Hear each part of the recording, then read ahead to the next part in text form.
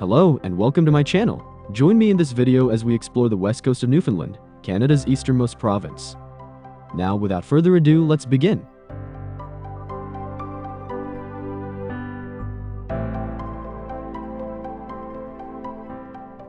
For this trip, I departed from Billy Bishop Toronto City Airport.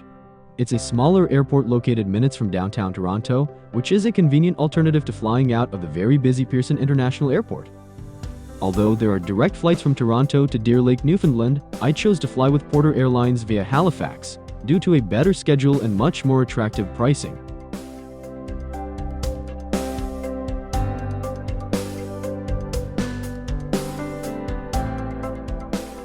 One of the neat things about flying out of Billy Bishop Toronto City Airport is the great views of downtown Toronto during takeoff. After enjoying the views, I settled in for a relatively short 2-hour flight to Halifax.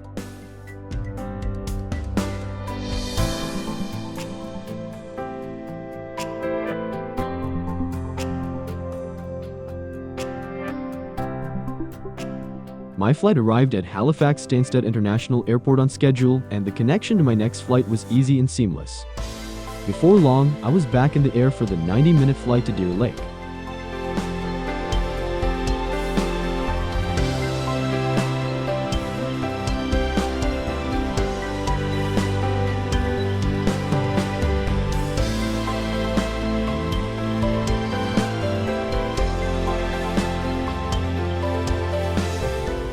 About an hour after takeoff, the western coast of Newfoundland came into view. What struck me most was the many unique-looking marshland bogs. From the air, the marshland bogs that dotted the landscape looked like something from another planet. What a fascinating start to the trip.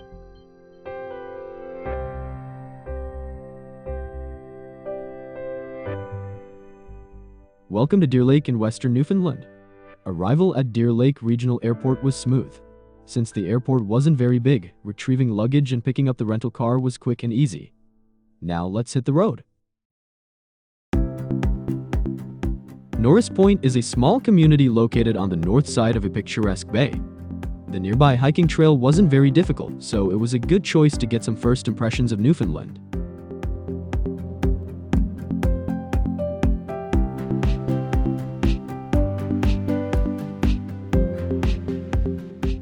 The vantage point of the trail offered excellent views of the community and the surrounding landscape.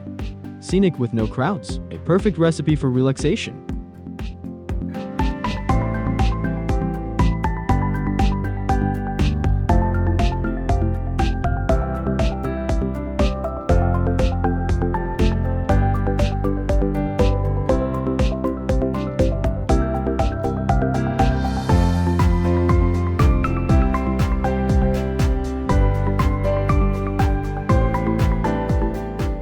Located at the northern end of the Appalachian mountain system, the rocks of Newfoundland reveal much about the Earth's history. In fact, Newfoundland marks the site where one of the Earth's great continental plates split apart about 600 million years ago. No wonder Newfoundland is considered the mecca for Earth scientists from around the world.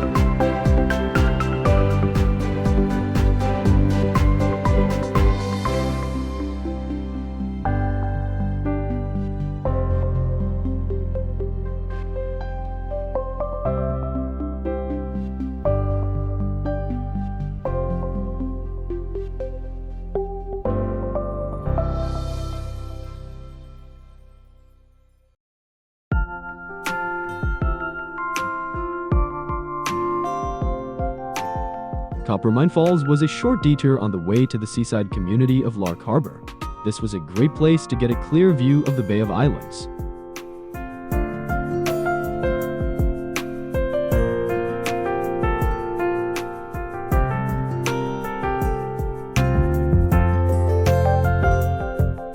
A short meandering trail into the forest eventually led to a scenic waterfall. Since it was dry season, not too much water was flowing, but that didn't take away from the beauty of it all.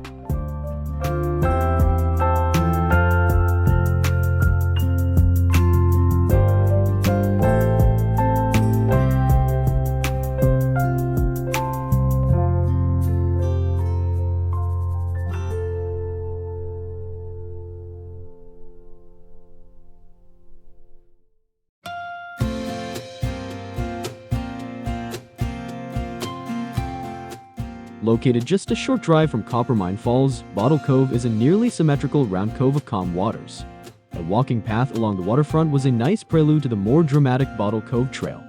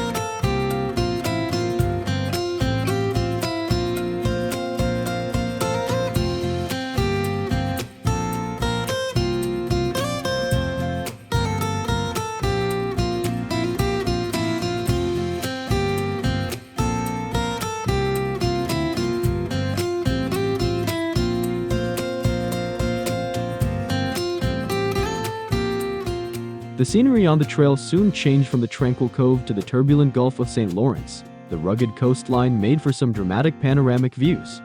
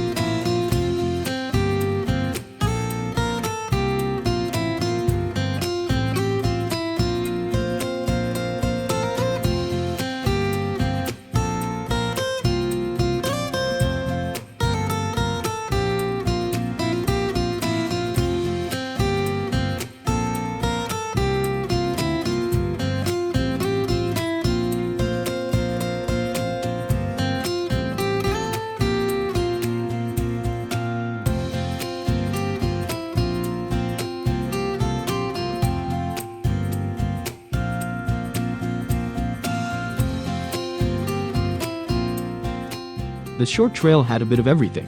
Easy and accessible with lots of photo opportunities, this was an excellent choice for a relaxing but rewarding hike.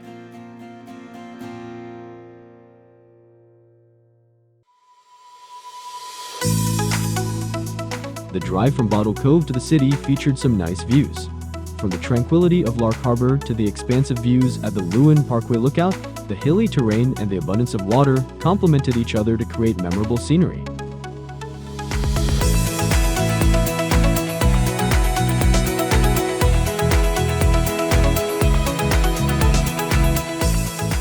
Before he became a famous South Seas explorer, Captain James Cook refined his surveying and cartographic skills along the coast of Newfoundland in the 1760s. His charts of the Bay of Islands are remarkably still accurate enough to be used today.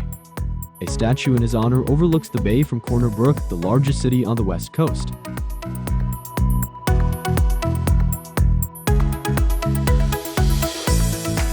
With a population of about 20,000, the city of Corner Brook was a convenient base for this trip to western Newfoundland.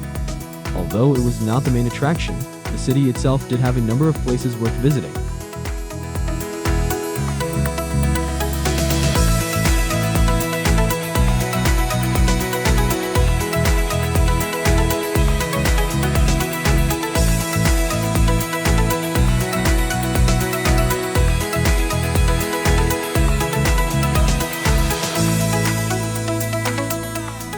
The Corner Brook Stream Trail is an extensive network of easy walking trails right in the city center. This green space was a good way to feel like being in nature without actually leaving the city. In fact, one of the entrances to the trail was just across the street from my hotel.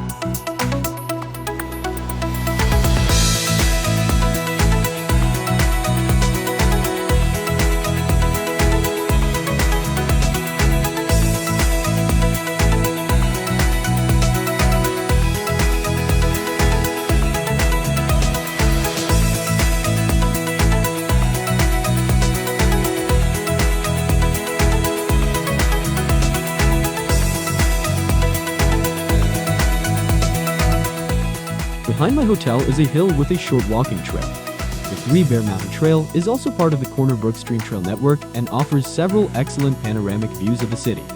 The views were particularly good during sunset when most visitors had left and I nearly had the trail all to myself. It was a great choice for a short post-dinner hike.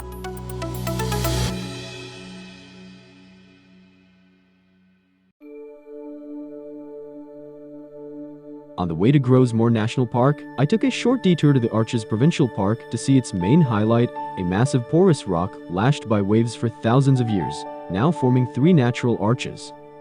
The crashing waves coupled with the strong winds gave a glimpse of the forces of nature that continue to shape the landscape.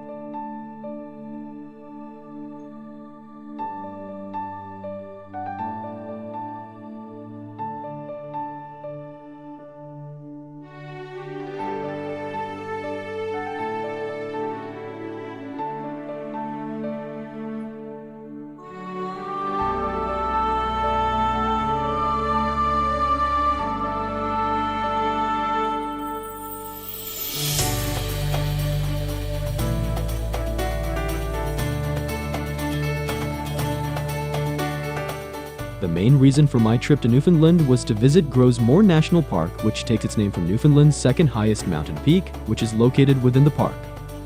Part of an outlying range of the Appalachian Mountains and a UNESCO World Heritage Site since 1987, Grosmore National Park provides a rare example of the process of continental drift, where deep ocean crust and the rocks of the Earth's mantle lie exposed.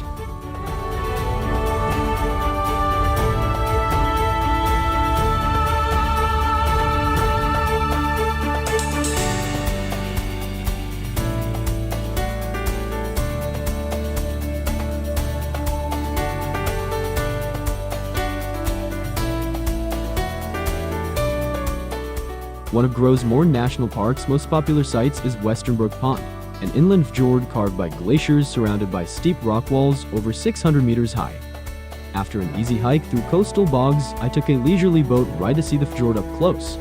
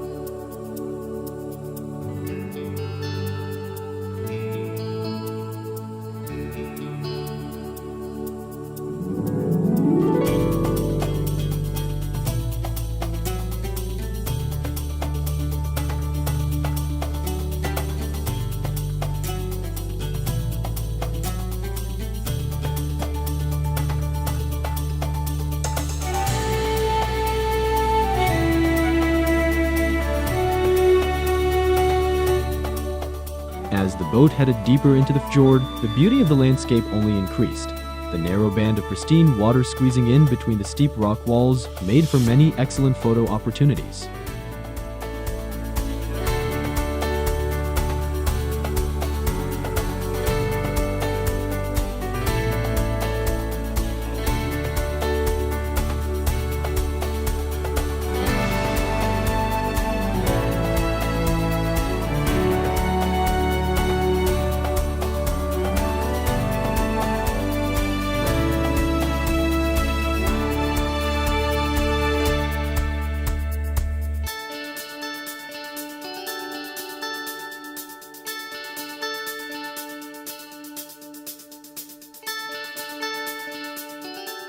Many waterfalls dot the landscape at Western Brook Pond.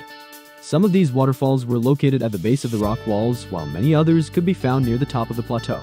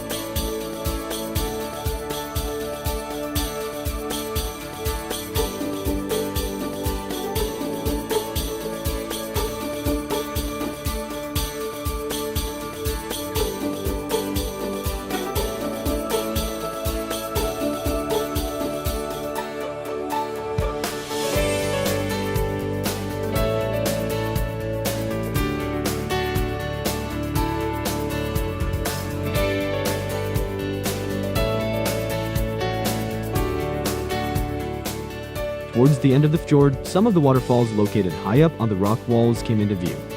A few of them could be seen from far away, while others were so small that they could have been easily missed had it not been for the guide pointing them out.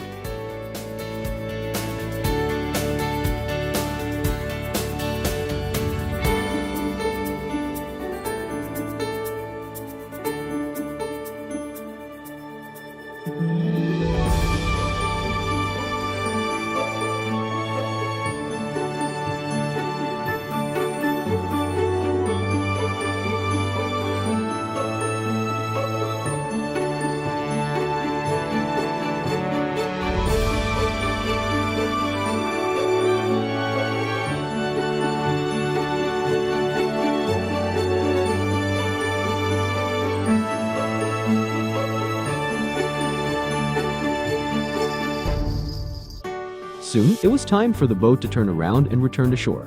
Western Brook Pond was really spectacular and the weather was perfect.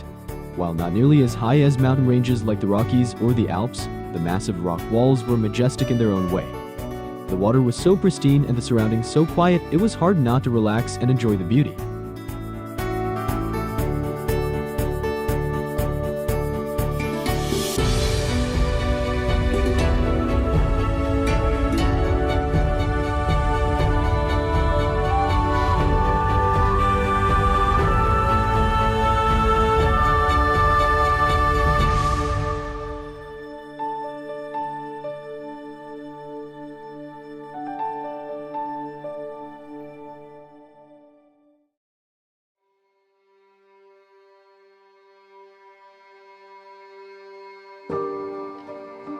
Heading south from Western Brook Pond, the heart of Grosemore National Park passed by on one side, while coastal views hugged the road on the other. The community of Rocky Harbor is a popular base for visitors who want easy access to the park, as well as comforts of nice lodging and good restaurants. The tranquil harbor is a great place to take a relaxing stroll during sunset.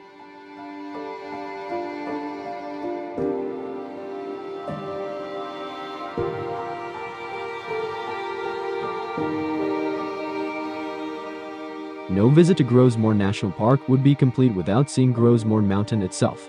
The climb to the summit is quite challenging, but the beauty of the majestic mountain is undeniable, even from a distance.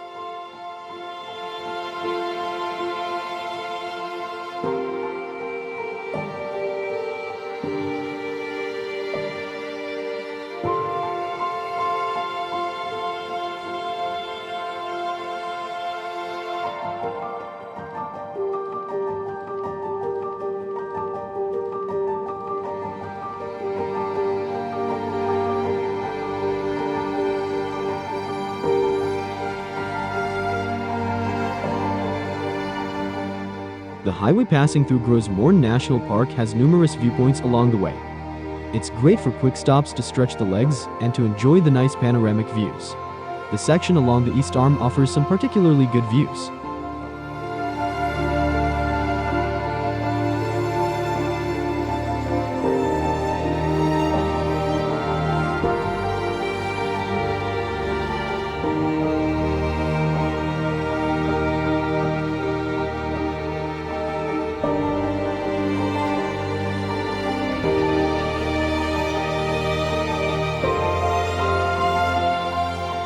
Located at the southern edge of Grosemore National Park is the small fishing community of Trout River. From here, the Eastern Point Trail is a nice easy hike with rewarding views of Trout River Bay and the surrounding coast.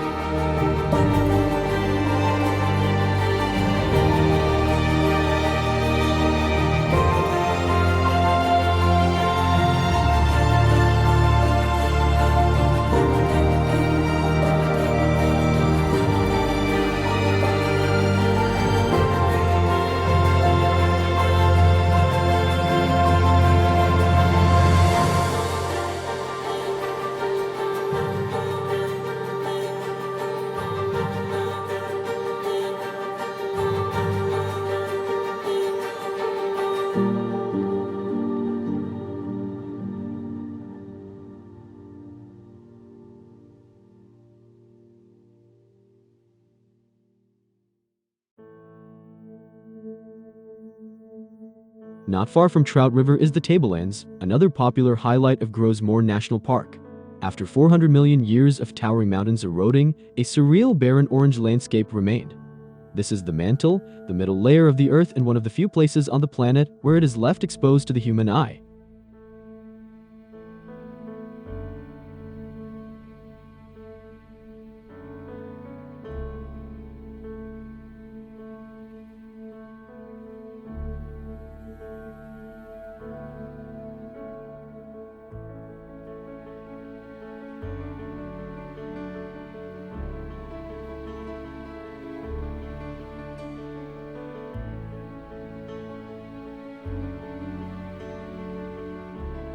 The orangeness of the rocks looked unnatural at times. It almost seemed like this was landscape from another planet.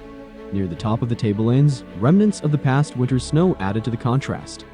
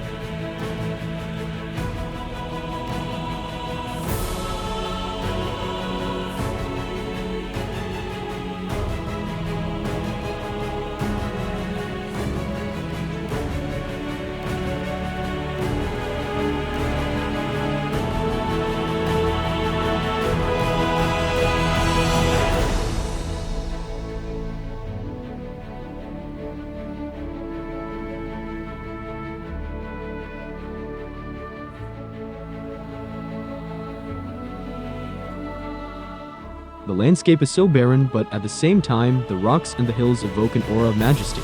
Sitting quietly at the end of the boardwalk, it's easy to get lost in the tranquility.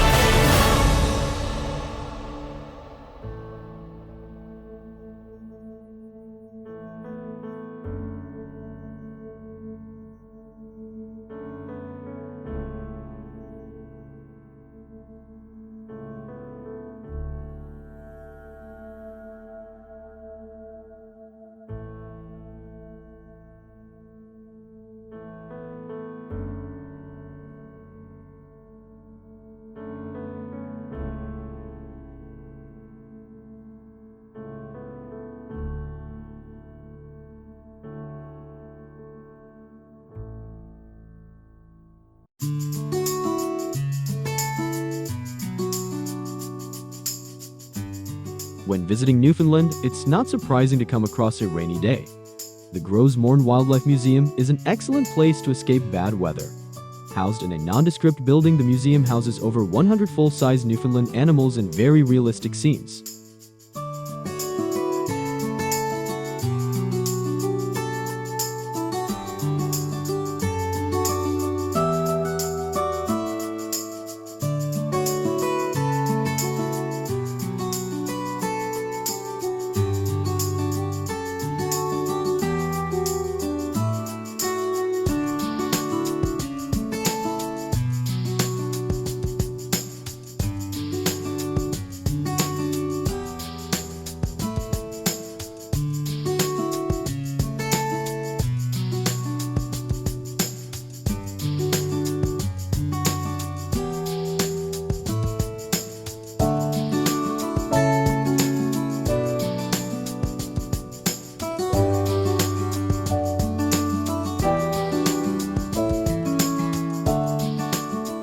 Expecting to spend 30 minutes at the museum, my visit ended up lasting nearly 2 hours.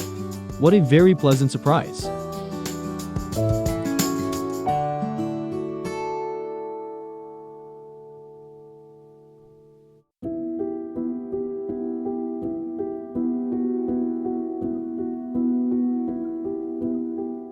Under gloomy skies, Green Point seaside cliffs take on a different form of beauty. This area is known as a rock lover's dream, as the cliffs are known for beautiful and intriguing sequences of layered rocks.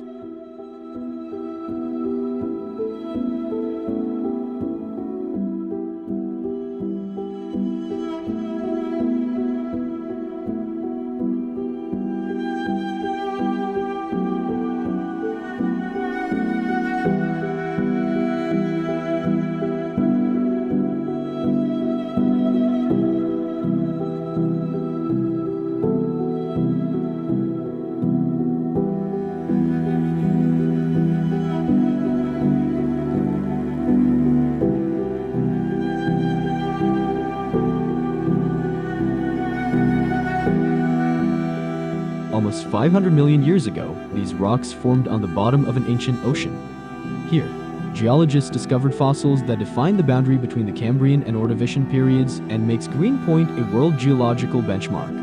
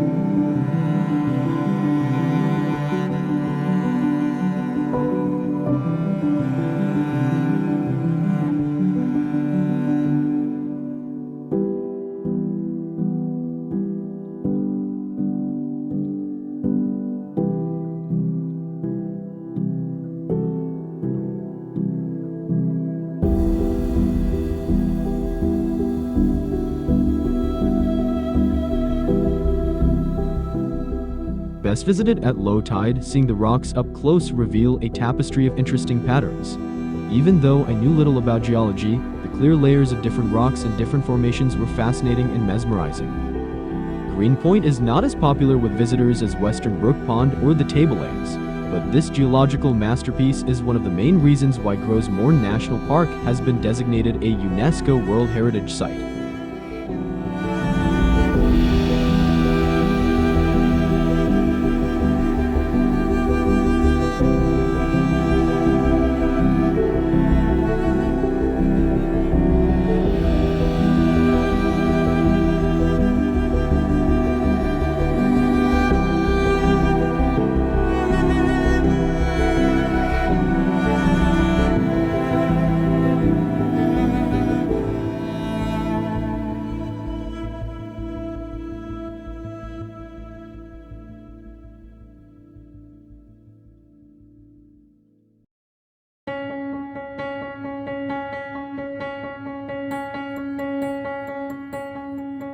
Gros Morne National Park features a range of hiking trails of different lengths and difficulty levels.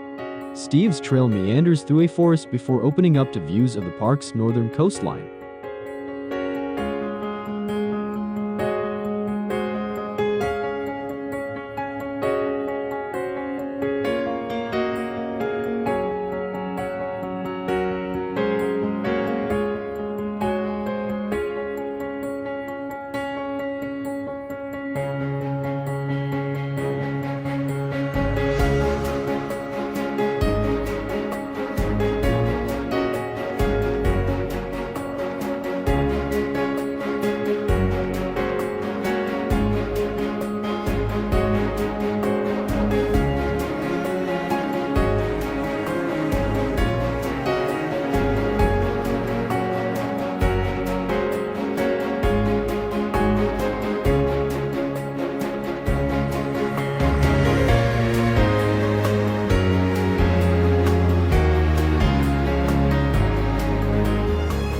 Not far away, the Berry Head Pond Trail offers a very different view.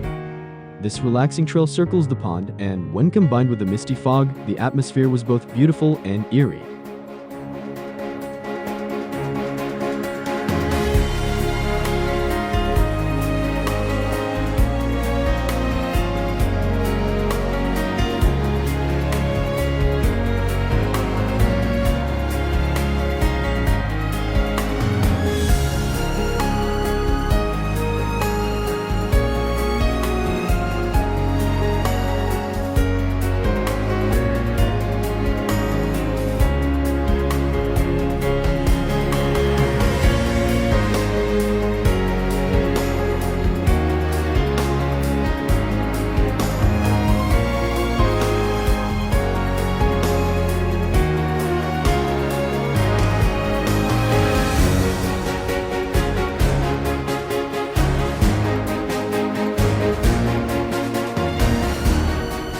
Over a century old, the Lobster Cove Head Lighthouse once served as a beacon to safely guide fishermen and sailing vessels into Bond Bay.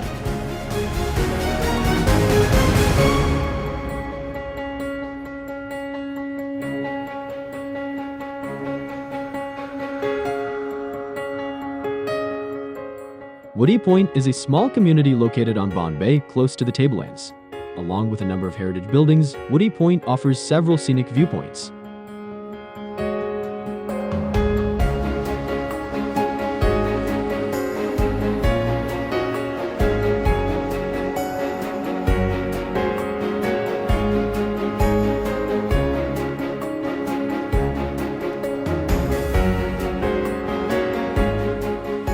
Back in Corner Brook, another part of the city's park system is the Corner Brook Gorge and its extensive network of trails. This area would be a particularly nice place to view the fall foliage.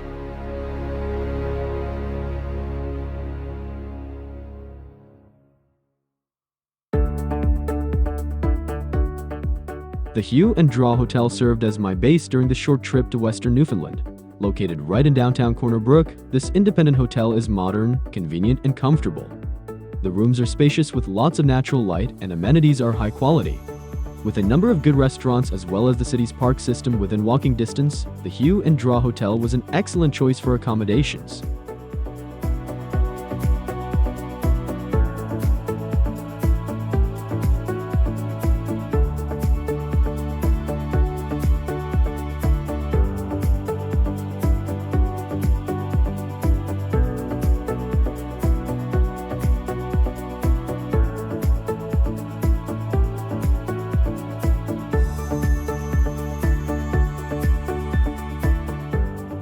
No memorable trip would be complete without good food, and Western Newfoundland did not disappoint. With abundant fresh seafood often prepared simply, the cuisine was delicious and service was consistently very friendly.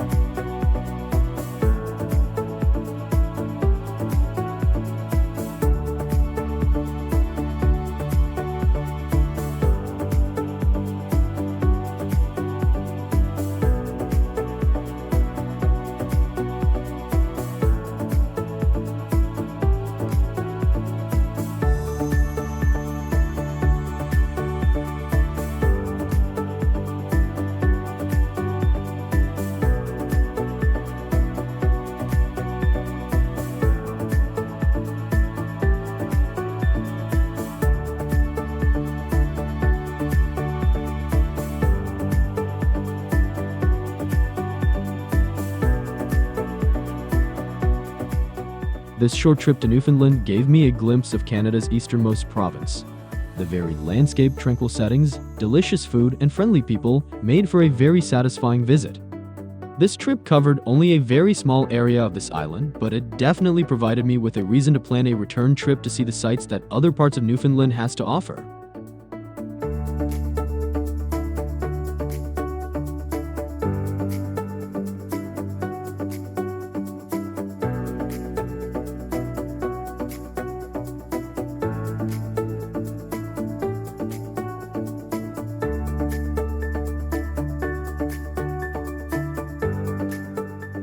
Thanks for joining me on this trip to Western Newfoundland.